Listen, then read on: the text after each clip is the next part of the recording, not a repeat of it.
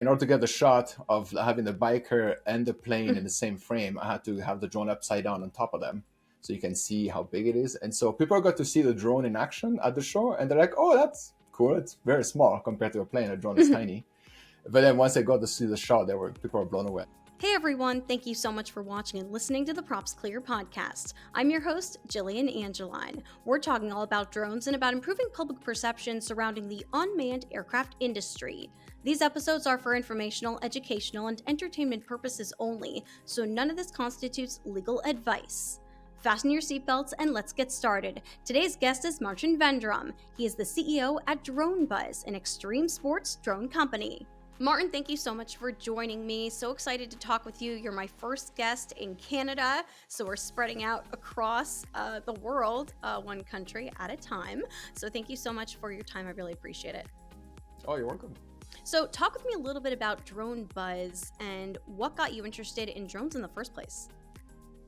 Well, I've always been into electronics, even though I never pursued it as a career.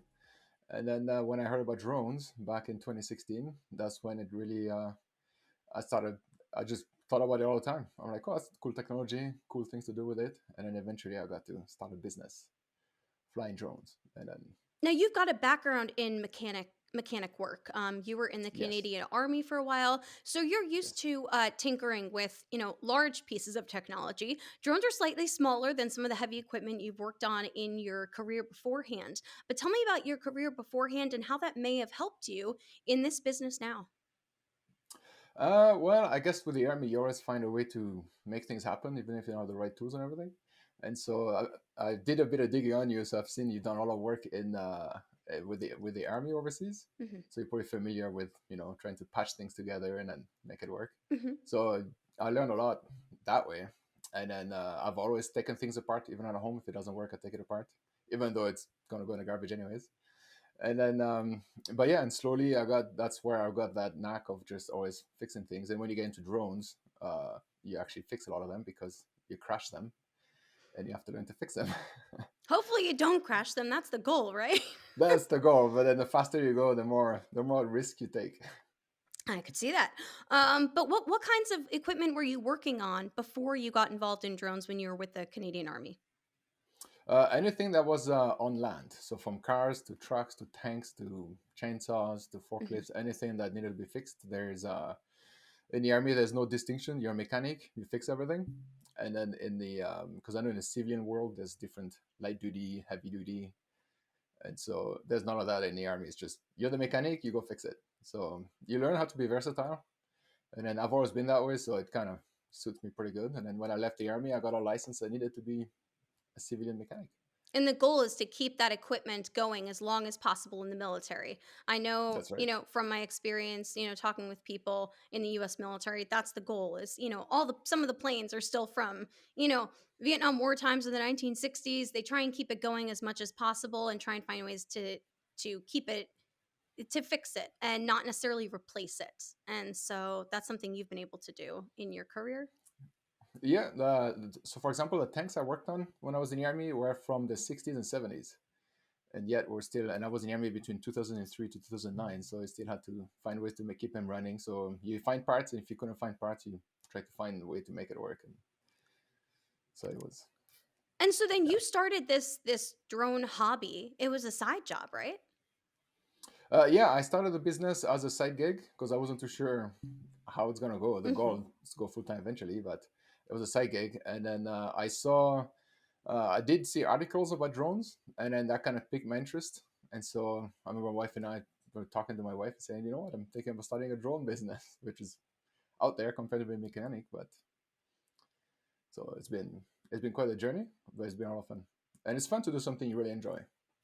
Oh, I completely agree. That's the way I feel about this podcast. And so what did you start doing with drones to begin with? Originally, it was strictly real estate. So doing like photography and videography of houses, commercial buildings, and all this. But in order to get myself to be noticed, I needed to find some cool stuff to film. So tell me how you got involved in in what you're doing now in the drone business? You went from real estate photography to now working in extreme sports. Some of your videos on your YouTube page are really cool and exciting and dynamic, and it really gets people excited about drones. Well, it started with when I was trying to get myself out there. I was trying to find a cool way to make a cool video that people go, wow, I want to hire this guy. And I did work with racetracks before that. I used to do smash up derbies. And Hmm. so I thought, hey, I should hit him up. I know it's a bit different. And then I hit up the racetrack. And I'm like, hey, you know what? I'll shoot the next derby for free if you let me film with a drone. And then so I did that. And then I had my cool video of cars getting smashed. And so it was unusual. Like people didn't film this stuff with drones. And then I didn't know that over time, this would kind of, it was fun to film, to be honest. Filming the racetrack was a lot of fun. And then, but I kept going with the real estate because I thought that's a good way to make money. And then the racetrack did call me back eventually and say, hey, we got a bigger gig. We'll pay you. Can you do that? And so Wow. one thing led to another. And then next, I was hired to film a bunch of events. And then I quickly learned that a DJI drone doesn't move very fast. So, but in the meantime, I was already playing with FPV. As soon as I got into the Mhm. drones, I learned about FPV. So I had a small quad at home. I was learning how to fly. And then eventually I decided to actually build some FPV gear to actually film cars to go fast. So, but the first drone I built was actually not for speed. I built a micro FPV drone to fly through houses, stick in real estate, right? Fly through houses with a drone and show like kind of cool perspective. And so that was my first entry to FPV, taking apart GoPros, putting them on small drones, and then flying them. And then they were not fast enough for the racetrack. So eventually I built bigger ones like the one I have on the back there to go faster. Well, can we go back for a second and tell me what a smash up derby is? Because that's my first experience in hearing about that. Can you define that for me for someone who may not be So as we in did. that world? It's when you build cars to sole purposes to smash them into each other, and then the last car to not die, you're the winner. And then, but this one had a twist. It was more of a hit to pass, so it wasn't. Even though we did some smash up derbies, it was mostly a big event for kids where a lot of cars get smashed and kids gets to cheer on it. So there was different kind of racing. So for example, everybody race with a Mhm. mattress tied to the car, Mm. and then well, I know, and then when the mattress flies off, then you eliminate it. But that means like if another car hits it, then it gets stuck on it, and kids would Mhm. go crazy for that. And then there'd be different things like they would have a big crane, so when the car is dead, they would crane up the car up like 100 feet in the air, and the kids would do a countdown, and the car would get dropped and smashed, and they'd have big jet cars to burn the cars. Like it was this big smash up. It's called Annihilation Night. Oh my And so it was gosh. a lot of fun. I got to smash school buses and then cars, and so I had fun with it. But And and are that's what people got me. driving all these vehicles while they're getting smashed up?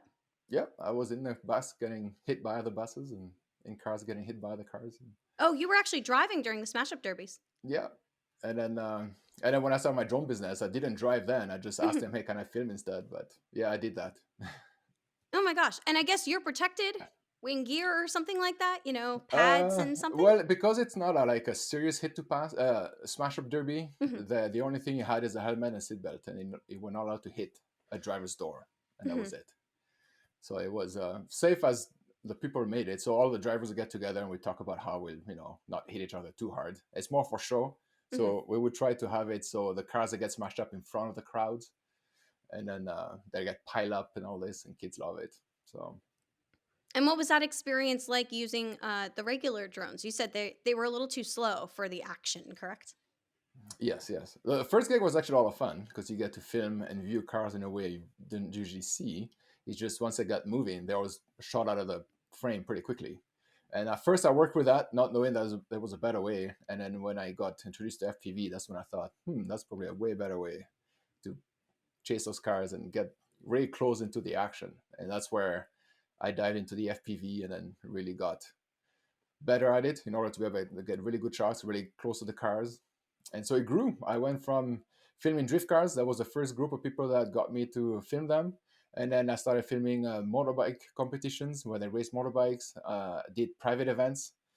Mercedes in here in the area, they do private event where if you buy a lot of cars from them, they actually let you race the car you bought on the track, and they hire professional instructors to teach you how to push your car to the limits. Oh, that's cool. Which it is cool. And so I would be hired because they want to do some cool content about the event to obviously promote people buying more cars. And so they would hire me to chase the cars and get get the school shots.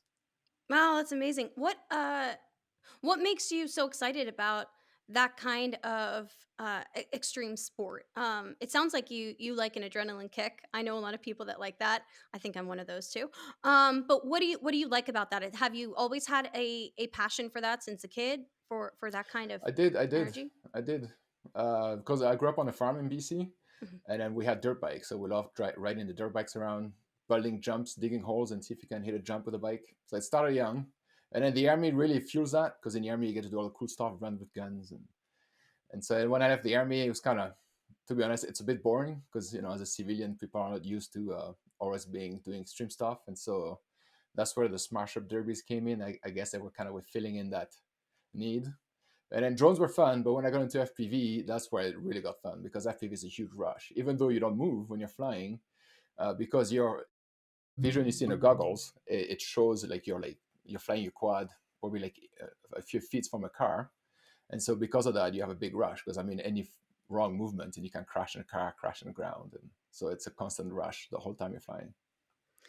I interviewed Alex Vanover. He's an FPV, drone expert here in the U.S. And he Yes, was talking about his experience working in Hollywood with the movies. But he also told me about the experience of building his own FPV course in his backyard. When he was nice. younger, and he was using PVC pipes from Home Depot to build these areas where he could fly through these courses and these obstacle courses, and what it's like to race in the drone racing league as well. Have you considered working on movies or using FPV drones and other means as well? That would be cool to work in movies. I didn't get the opportunity yet, but right now I'm working on doing lots of live streaming. Mhm. I've done live streaming with traditional drones, and now I'm working on putting a system to live stream from an FPV drone, so people can get their clients or their customers right close to the action live. So I'm using the DJI transmission system. I don't know if you're familiar with it. And then I'm just like anything else, I take it apart to make it lighter, put it on a drone, and see if I can get a clean live stream from the GoPro right to the viewers. So that's the next step. It takes a lot of creativity and I think tinkering to get to the point where you're building things on your own. How are you finding the parts that you needed in order to get drones and the FPV drones the exact way you wanted them? The first thing is online. There's a bunch of FPV shops, especially in the US. There's lots of them. There's a few in Canada, and then lots of Facebook groups where you ask questions. Oh, does that exist? Where can I find it? And then you get guided into different groups, and then slowly you kind of get the gear you need. So it's a time consuming in order to build something you really want, but then at the end you get to do the work you want to do with it. So I like it. It's fun. How do you get your ideas? Are you inspired by watching other videos? Are you inspired by just coming up with ideas on your own as a this would be cool to see it this way because of your experience in the racing world? Yeah, well, actually, it's usually both. I usually have an idea that crosses your mind. You're like, oh, that'd be cool to do this. And Mhm. after that, but you kind of put it aside for a little bit until you see someone come up with a technology or something that makes it, oh, maybe I could do this. And then next thing you know, you find yourself taking all the next steps to build that crazy idea. And then the next thing you know, you're doing it, right? And people look at you and they go, wow, I can't believe you actually pulled that off. You had told me that you've left now your job and you're doing this more as a full-time opportunity, correct? That's right. That's right. Yes. How does that feel to be able to take your passion that you started back in 2017 and know that you're seeing it through? It feels really good. It's hard to explain the feeling of doing your own thing Mhm. and then not have to. I still work part time, but at least I don't have to go there every day, and so you can put more time. And I found that the more time you can put into your business, it really helps grow the business even more. You have more Mhm. time to reach out to people, to plan new events, and do new things. So I'm loving it. Oh, that's so wonderful. What is the first event you want to live stream with the FPV drone? Right now, we're looking at. There's a few actually. I got lined up. We got drifting, of course.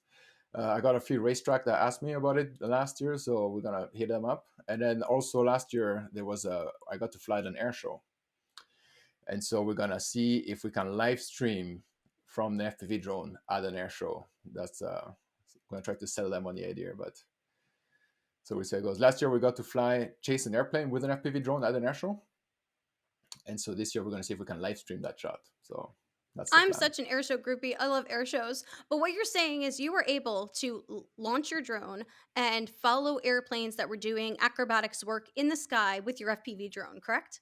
Yes, although we didn't go all the way up in the sky with because the planes go really fast. Acrobatic planes goes really fast; they're hard to keep up with. But there was a stunt where a plane flies really low, and then a motorbike hits a jump and does a backflip over a plane flying underneath it. So it's really cool. But the thing is, it's really low to the ground, so the crowds don't get to see it. So that's where I came in. I got to chase the plane and the biker with the FPV drone and get the shot. What kind of feedback did you get from people when they saw that video? Oh, they loved it. They've never seen anything like this before. I don't know if it's done. It's been done before. I don't know about the US, but in Canada, I don't think it's been done before. To have because I had to fly in order to get the shot of having the biker and the plane in the same frame. I had to have the drone upside down on top of them, so you can see how big it is. And so people got to see the drone in action at the show, and they're like, "Oh, that's cool. It's very small compared to a plane. A drone is tiny." But then once they got to see the shot, people were blown away. Getting comments, everyone's like, "I saw your drone. I didn't think it looked that cool." And so it was amazing. So and then we got more people that wanted to film them after that. So we have Mhm. the skydivers that do all the air shows. They wanted them to like fly around them while they are skydiving. So we're gonna see if we can talk to them about doing that and also live streaming that, so people get to see live what they do in the air. There's a Canadian group called the Snowbirds, and they Yes, do flight demonstration team. Have you been approached by them or any of those kinds of demonstration teams as well? I have. Although their planes go very fast also, so it's kind of hard to keep up. Mhm. But I did got approached by the Skyhawks, and then there was one more. So this year we're gonna hit them up all and see if we can come up with a plan.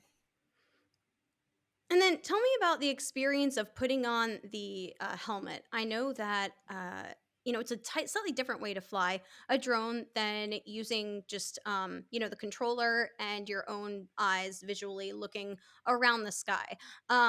You've got this for a lot of people that don't understand. You've got this giant headset, and you're able to see everything around you.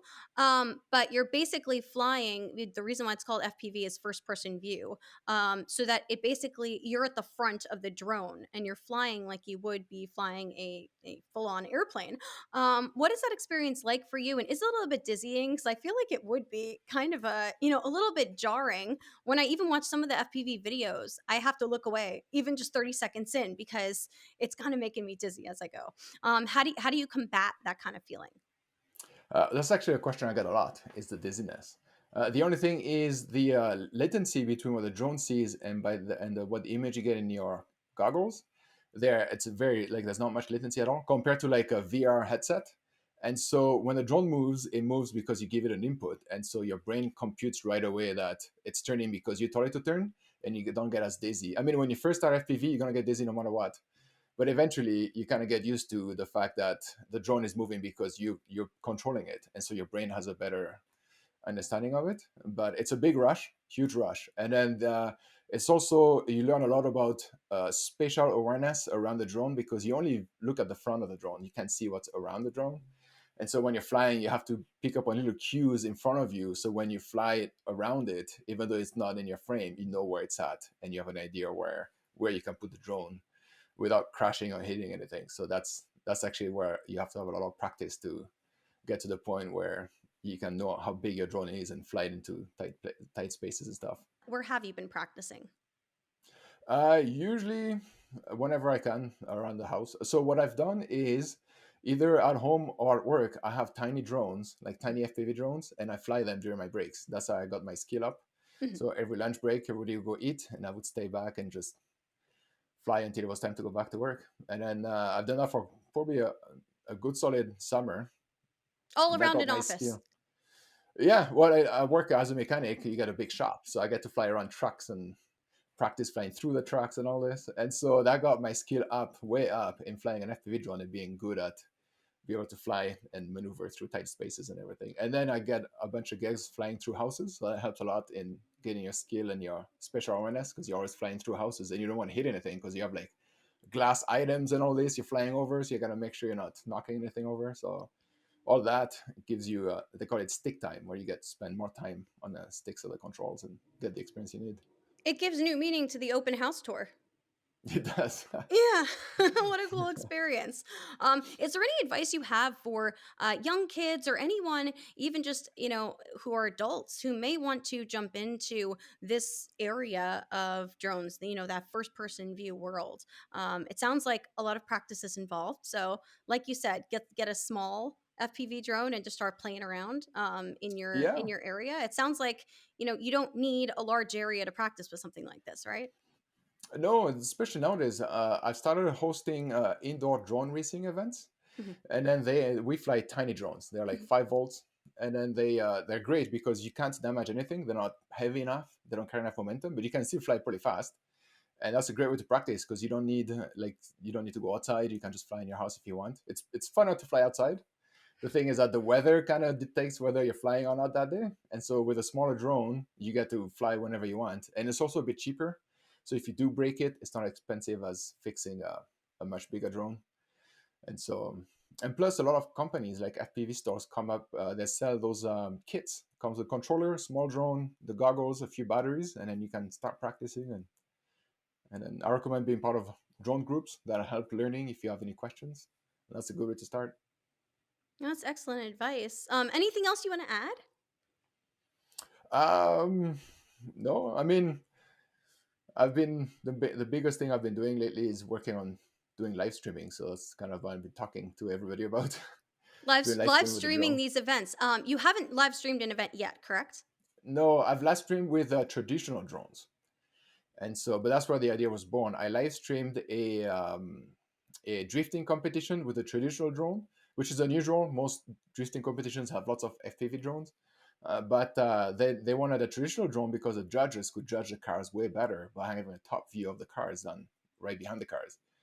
And then so I realized, maybe we could live stream from an FPV drone, and now the audience can see something cool, and the judges can also see different angles. So I'm hoping the next gig I'm working with them will have multiple drones in the air at the same time to be able to cover everything. That's the idea I have in my head right now. So when is your target date for live streaming with FPV drones? As soon as it's warm enough to go back to the racetrack. Well, you're in Canada, and you were telling me what 40 below zero. Yeah, so we're looking at May probably. You were saying that you're hoping that the temperatures warm up, of course. But right now, we were talking, it's 40 below zero where you are in Canada, which we just did the calculations. That's 40 below Fahrenheit as well. So, I mean, most of the country right now is under quite a bit of a deep freeze and dealing with a lot of elements. In Canada, you deal with the elements as well. But you're kind of waiting for things to warm up to get that live stream going, correct? That's right. That's right. That's the plan. That's the plan. And I mean, are you alone doing this work with DroneBuzz? Do you have a team of people, or are you a team of one at the moment? Actually, it's been growing. Like I'm a team of one in a business, but last year, the first year, I hired a bunch of observers and other pilots to work with me to do some of the gigs. For example, motorbike competitions and all this. They want you to get the shot of everything. The only thing is that there's so many bikes on a track and there's only Mhm. one drone. And so I remember last year, last year now, I hired another FPV friend of mine to fly with me. So like that we could get more shots with so like that we don't miss as many shots. And then we also had traditional drones in here too, just to kind of get those nice overview shots. So yeah, last year I've hired a bunch of people, and so this year I'm looking to actually do more of it. That was a lot of fun. It's a bit less stress when you have other people working with you Mhm. because they can help out a lot in different things you need to do. So I'm sure, and especially in the world where visual observers are needed, and you want to be able to keep an eye on the area while you have other vehicles moving as well at very quick rates. It's always safer to have more people on a team for something like that. If anyone wants to see some of your videos more than the ones that we showed during the show, how can they find you? you can find me on Instagram, YouTube, TikTok, all the main channels. I'm also on the other ones like Discord, and I'm on Facebook also. So any of these channels, you look up Martin with DroneBuzz, and the videos should pop up with probably mostly FPV stuff. Which are all the cool Yeah, shots, right? that's right. All right. Well, thank you so much for your time, Martin. Really appreciate it. And you'll have to keep me posted as you do get that live stream FPV event underway. Awesome. Thank you very much for having me on the podcast. If you have suggestions on topics or guests for future episodes, I'd love to hear them. Email me, angelswings.jillian@gmail.com. That's ANGELSWINGS.JILLIAN@gmail.com. I'll see you later.